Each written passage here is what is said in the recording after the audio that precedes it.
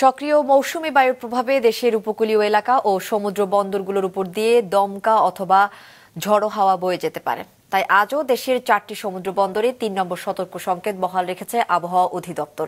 এছাড়া দেশের বিভিন্ন জেলায় বৃষ্টিপাতের কারণে জলাবদ্ধ পরিস্থিতি তেমন উন্নতি হয়নি। Desk report. খুলনা, বরিশাল ও চট্টগ্রাম বিভাগের অধিকাংশ জায়গায় এবং রংপুর, রাজশাহী, ঢাকা, ময়মনসিংহ ও সিলেট বিভাগের কিছু জায়গায় অস্থায়ী দমকা হাওয়া সহ মাঝারি ধরনের বৃষ্টি অথবা বজ্রবৃষ্টি হতে পারে। সেই সাথে খুলনা, বরিশাল ও চট্টগ্রাম বিভাগে ভারী বর্ষণের পূর্বাভাস দিয়েছে আবহাওয়া অধিদপ্তর। সক্রিয় মৌসুমী বায়ুর প্রভাবে ভোলায় আজ সকাল থেকে আকাশ মেঘাচ্ছন্ন ও থেমে থেমে বৃষ্টি হতে দেখা যায়। এতে বিভিন্ন স্থানে জলাবদ্ধতা তৈরি হয়েছে।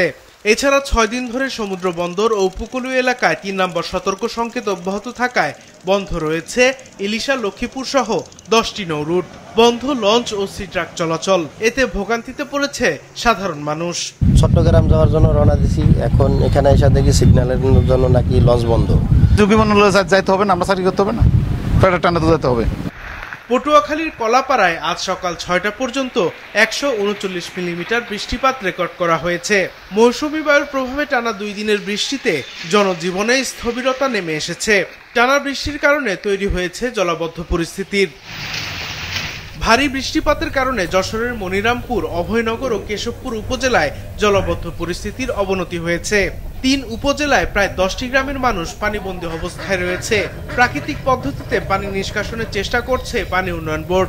2 পদ্ধতি অনুসরণ করছি। যখন নদীতে জোয়ার থাকতেছে তখন গেটগুলো বন্ধ থাকতেছে, ভবদহ 21 বেন্টের পাম্প দিয়ে পাম্প করে পানি বের করছি। একই সাথে যেহেতু কিছুটা চ্যানেল আছে, যখন ভাটি হচ্ছে নদীতে তখন আমরা পাম্পগুলো বন্ধ রেখে ভবদহ 21 বেন্টের গেট খুলে দিয়ে ন্যাচারালি পানি বের করতেছি, যার কারণে পানিটা খুব বেশি নিষ্কাশিত হচ্ছে গতবারের চেয়ে। তবে ভিন্ন চিত্র দেখা গেছে নোয়াখালীতে। সকাল থেকে জেলাটিতে বৃষ্টিপাত হয়নি। জলাবদ্ধ পরিস্থিতির উন্নতি না হওয়ায় এখনো ভোগান্তিতে পানিবন্দীরা। পদ্মার তীব্র স্রোতে মানিকগঞ্জের পাটুরিয়া ঘাট ও পার্শ্ববর্তী এলাকায় নদী ভাঙন অব্যাহত রয়েছে।